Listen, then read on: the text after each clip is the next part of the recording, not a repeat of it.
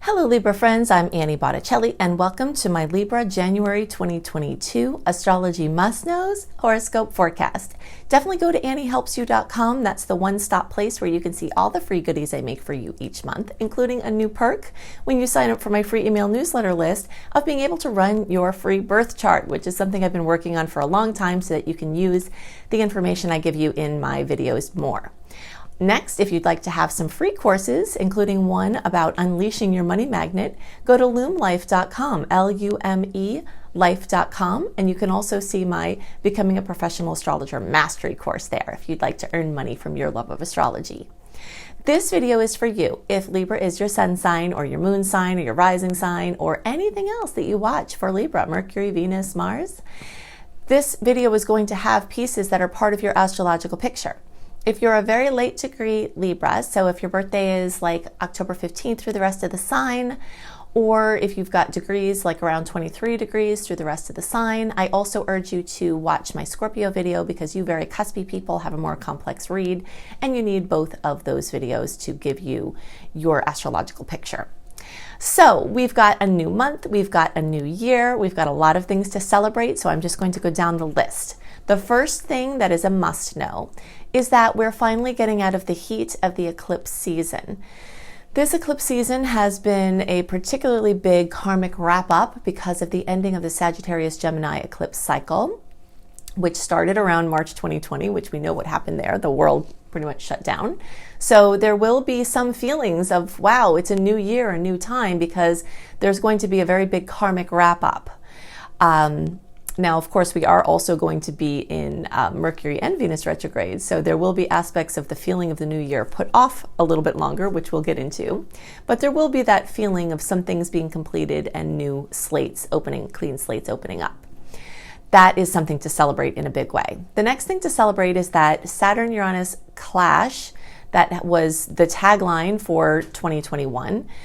We're not completely done with it yet, but we do have a period of time between January and August where it's getting more open from that clash. Okay, so it was at the end of December, so it might take a little bit into January for those shock waves to wear off, but that heaviness should also start to dissipate. So between the stepping out of the heat of the eclipse season, and if you've been following my work or you pay attention to the eclipse seasons, there's a lot of stress and a lot of drama, and it always feels like you have your finger stuck in an electric socket for a couple of months at a time with the foreboding of feeling changes and not knowing what they are, and sometimes they turn out to be amazing, but just the not knowing, it can be very an anxiety-ridden time. And as we're into January, although some eclipse news could still be coming in, we're not in the heat of the season like we were in October, November, and December. Okay, so yay for that. Also, something else to celebrate that's a must know is that we do have quite a bit more positive, sweet aspects in January than salty ones, as I like to call them. And because of that, we'll feel it, So whenever we've got more harmony and the stars speaking to each other nicely, that's definitely a layer that we feel in our experience. So that's something to celebrate. If you'd like to follow those sweet and salty dates, so the difficult ones, the awesome ones, what you can expect from them delivered into your inbox early, 1 month early, then you'll love my email newsletter because I do a really detailed write-up that includes those dates that you can see at anniehelpsyou.com.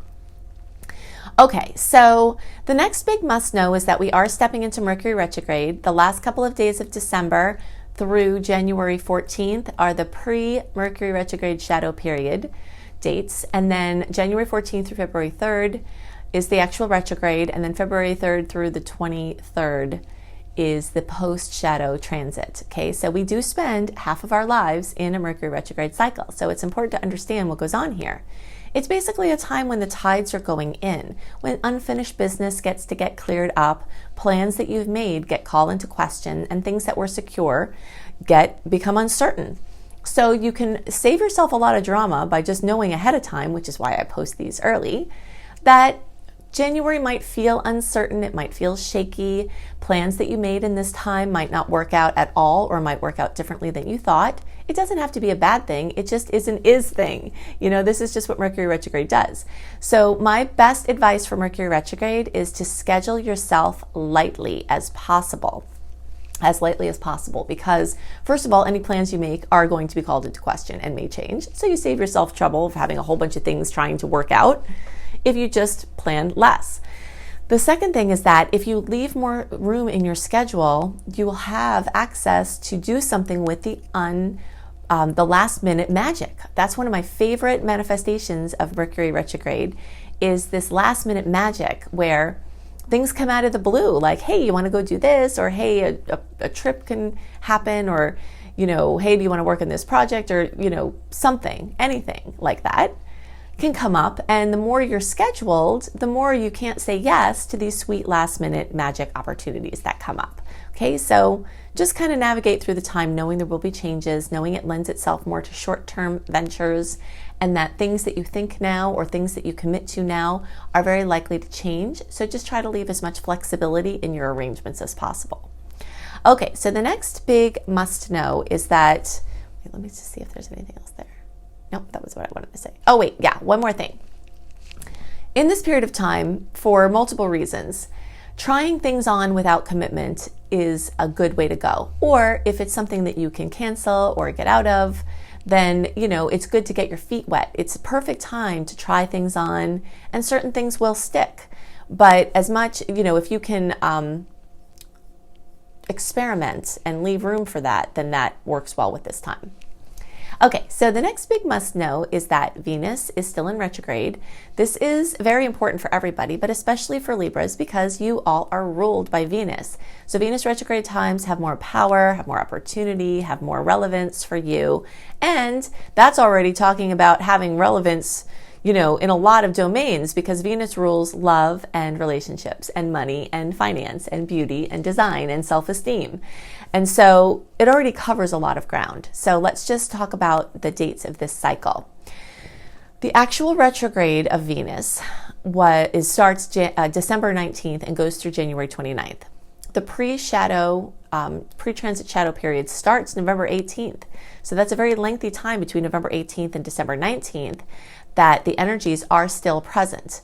And then the post-transit shadow period runs from January 29th through March 2nd. Okay, so we've got a very long period of time where you will have your Venus goggles on. And the reason why I mentioned those pre and post shadow period dates is because the rules and the manifestations for the actual retrograde are pretty much the same during those shadow periods. So if you are just factoring in during the actual retrograde, you're going to miss a lot of time when you really need to be on high alert for certain things. Okay, I do have a separate video that I really urge you to watch. It's called Venus Retrograde, or Do's and Don'ts. So if you just search for Annie Botticelli Venus Retrograde, I can go into lots of more details there because I don't want to usurp this whole horoscope with Venus retrograde, but just know that it is a very influential time for you, and the more you can know about it, the better. You can also see AnnieHelpsYou.com for a Venus retrograde through the signs and houses blog series, and a bunch of other blogs about Venus retrograde, including if you're born in Venus retrograde or expecting a baby in Venus retrograde. Okay, so lots of Venus retrograde info there. Biggest must know about Venus retrograde is that you're going to have your Venus goggles on, which means you're not going to be seeing clearly in love, beauty, money, design. And things that you think now or things that you do now might not be as long-term as you think they will be. So the best advice here, big must know, is try not to do anything permanent if it's in your hands and your control. If it comes to you and it's out of your hands, then you can't do anything about it. But if you have say in it and you're the one instigating something, try to avoid doing anything that's not easily changeable or fixable in the arenas ruled by Venus: love, beauty, money, design, physical appearance, etc. So that means, again, this theme of experimentation. So like maybe just a washout hair color instead of dyeing your hair completely a permanent color. Maybe just wearing a wig for seeing how it feels to have short hair, or wearing your hair up rather than cutting all your hair off. A henna tattoo instead of a real one. Getting new beauty products that are not going to cause any harm instead of a surgery which could be botched or go awry. So any permanent things that you're doing in the beauty department, those are things you might want to seriously consider holding off on because they're not very well indicated during Venus retrograde. Now, that being said, things in beauty and money and design are going to want, and you're going to have this urge to touch them up, to fix them up, to give them some attention. And that is perfect. That is wonderfully well indicated at this time. So you just want to follow the rules. The rules are things that are affordable, things that are easy to change if you change your mind, and also there is a special focus on function over design at this time, especially because Venus is in very practical Capricorn during this time. So basically, for instance, let's say you have multiple cars in your driveway and you have trouble pulling in and out because of a ditch in the front of your yard. Well, paving that ditch over is not a design thing. Maybe you'll do a little landscaping or something in there, but the point of it is for functionality. Maybe you have rotting wood on your house. Maybe you've got, to get something fixed that has been pending. Functional fixes are very well indicated at this time, and you will find yourself wanting to spruce up, clean up, throw out, just like things that are in your yard that are not being used. You do want to be careful with giving away or trying to sell things of value because you might not be seeing clearly the value they have to you emotionally or the value that they have financially. Now, because of that, because people will be ditching things and possibly freaking out about money and things like that, some people might be giving things away at a serious discount. So it is a bargain hunter's delight time. If you are a person who likes to scavenge things that are your gold that were someone else's garbage or that people don't realize the value of them, you will be in your glory at this time. But if you're a person selling something of value, you have to just make sure that you're getting your fair price and that you know what you're going to be getting yourself into after the sale. And if you're making a big purchase at this time, you just have to watch out for not buying a money pit. Okay, so like get your extra inspections, do your extra research. Okay, so basically that big must know, experimentation is key at this time. If you want to get new dishware that's not very expensive for the holiday, spruce things up, that's fine. If you want to redo your whole kitchen in Venus retrograde, that's something you might want to consider maybe researching, getting some ideas, doing some planning, getting some permits, things like that. But for the actual design, you might find that you'll do something very different once the Venus retrograde is passed. So again, easily fixable, that's fine. Experimentation without commitment, that works very well. If you can avoid making your big decisions like leaving your relationship or making a very consequential investment move that might leave you in a vulnerable position, you might want to consider being more practical with the things that you do at this time. Practicality is going to hold very strong. And that's not just because that's a rule of Venus retrograde in general. That is because it's in practical Capricorn, and it is because we are in the Capricorn season. So what the Capricorn season means specifically for Libra, big must know, is that you're going to have a lot of pressure put on you to accomplish things with your work or things with your father figures or bosses and your home and family. Home and family and real estate and home business, things like that are going to have a lot of pressure for Libras at this time. Now, don't be afraid of the word pressure because the things that are putting pressure on you, most of the things that are putting pressure on you are short-term transit. So they're going to pass very quickly. Okay, there are some longer-term pressures put on you because Pluto's still in Capricorn. That's been squaring your sign for a while, especially those of you later in the sign. But for the most part, it's kind of crunch time for you to start getting a plan together. And even if you can't actually do something about things, it is time for you to be doing something. And you'll know what those things are if you navigate through with your own personal, situation. But pressure is on home and family. And that can be for a good thing. Like maybe you find out that you're expecting a baby and now it's like, oh gosh, I have to make more money or I have to get the house ready or, it could be a good type of pressure.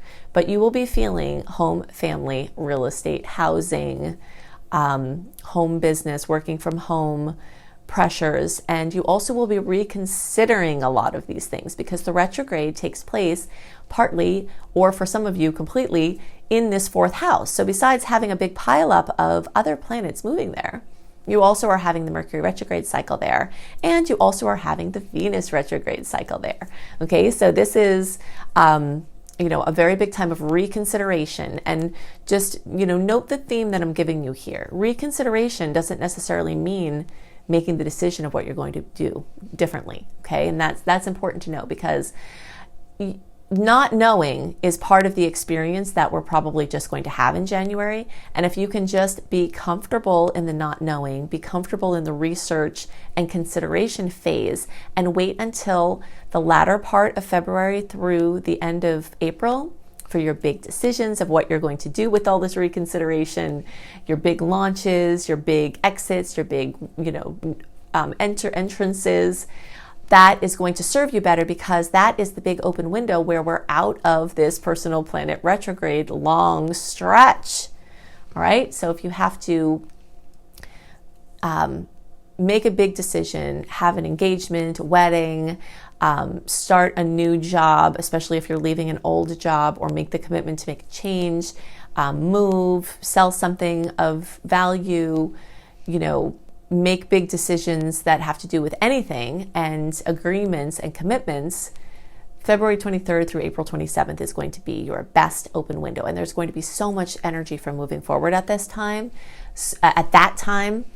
because the energies will start to move into Aries in that pocket of time. And you'll really, that will actually feel more like a new year than this even does. Okay. There will be, like I said, some feeling of a new year, because the eclipse wrap up is going to clear out a lot of karma, and it's going to feel like, wow, this is a whole new experience. But there is going to be this kind of hovering, things not quite in place, not quite knowing, not able to make plans for the future. That's another big must know. If you're trying to make future plans, you might want to hold off on even making your future plans until towards the end of February and after, because things are going to change a lot, and the plans that you make might change radically in that period of time. Okay, so you'll have more clarity come the end of February, but for now, try to rest in the not knowing.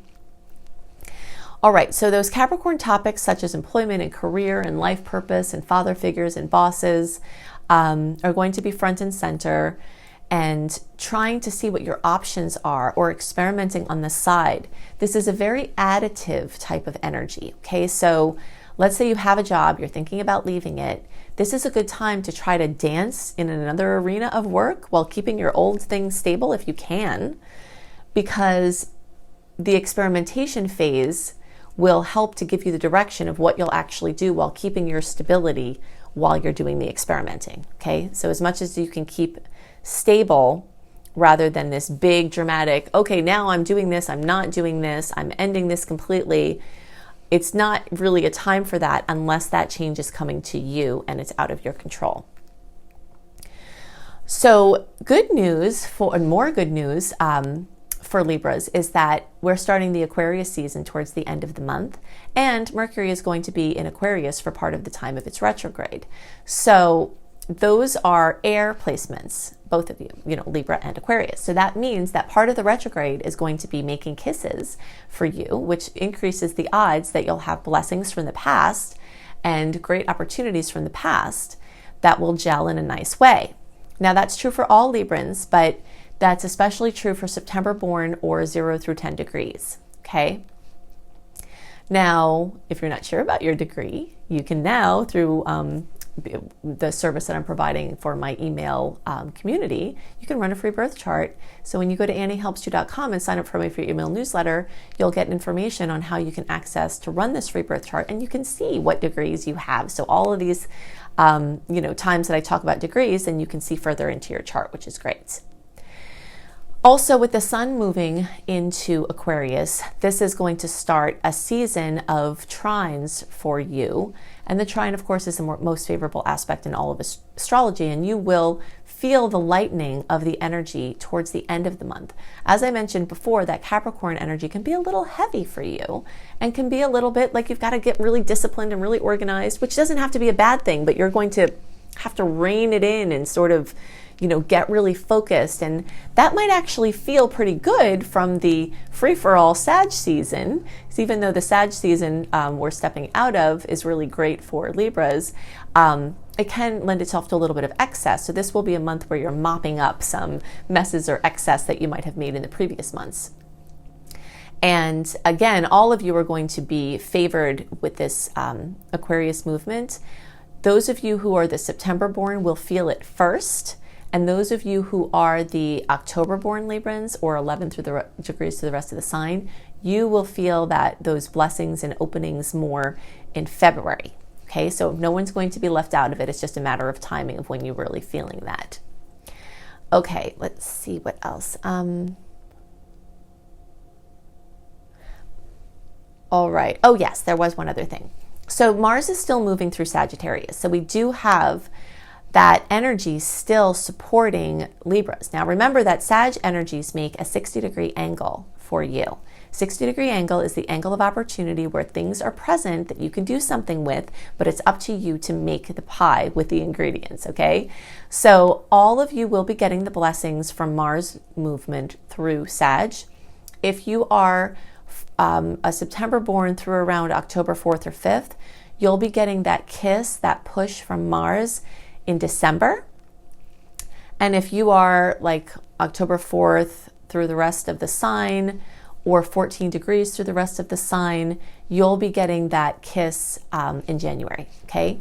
So 0 to 14 degrees and September born through October 4th will get the Mars push in December, and then 14 degrees to the rest of the sign, and October 4th through the rest of the sign, you'll get the Mars push in January, okay? So no one's being left out of it. Again, it's just a matter of the timing when you'll feel it.